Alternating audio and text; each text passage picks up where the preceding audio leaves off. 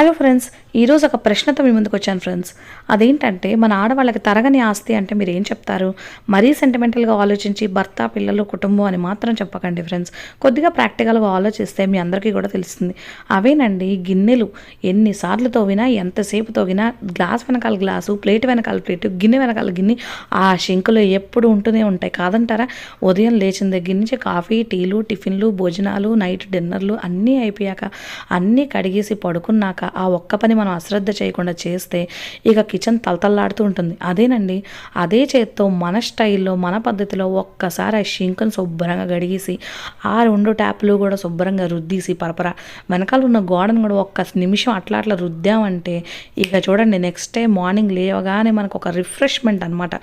Kitchen చూడగానే అబ్బా ఎంత బాగుంది నా కిచెన్ అని మనకే అనిపిస్తుంది కదా ఫ్రెండ్స్.